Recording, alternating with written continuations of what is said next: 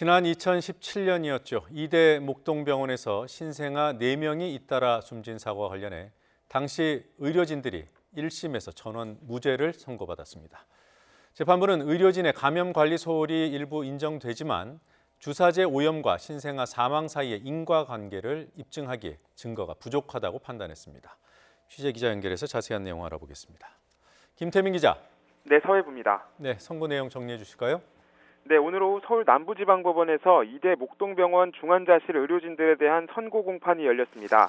당시 중환자실 실장이었던 조수진 교수 등 의료진 7명은 지난 2017년 12월 16일 주사제 감염 관리를 소홀히 해 치료를 받던 신생아 4명을 숨지게 한 혐의로 재판에 넘겨졌습니다. 검찰은 조 교수와 전임 중환자 실장이었던 박모 교수에게는 금고 3년형을, 다른 의료진에게는 금고 1년 6개월에서 2년형을 각각 구형했습니다. 중환자를 다루는 의료진이 감염에 대한 기본적인 수칙조차 지키지 않아 일어난 사고라며 그 책임을 물어야 한다는 취지였습니다. 하지만 법원의 판단은 전원 무죄였습니다. 핵심은 오염된 주사제가 신생아들이 숨진 원인이라고 볼 수 있느냐였습니다. 일단 재판부는 의료진들의 감염 관리 소홀은 인정했습니다.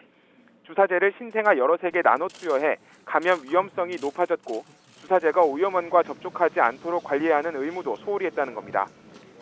하지만 이런 의료진의 감염 관리 과실이 인정된다 하더라도 신생아들의 사망 원인으로 볼 수 있느냐는 좀 더 엄격하게 따져봐야 한다고 판단했습니다.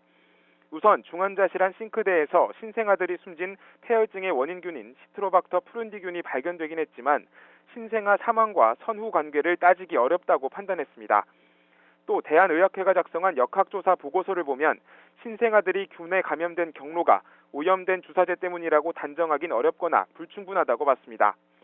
이에 따라 지금까지 확보한 증거만으로는 주사제가 시트로박터 프룬디균에 오염됐고 이 때문에 신생아들이 폐혈증에 걸려 숨졌다는 인과관계를 입증하긴 부족하다고 결론 내렸습니다. 이번 1심 선고로 반년 넘게 끌어온 재판은 일단락됐는데 검찰 측에서 항소할 것으로 예측되면서 앞으로의 경과도 주목되고 있습니다. 지금까지 서해부에서 전해드렸습니다.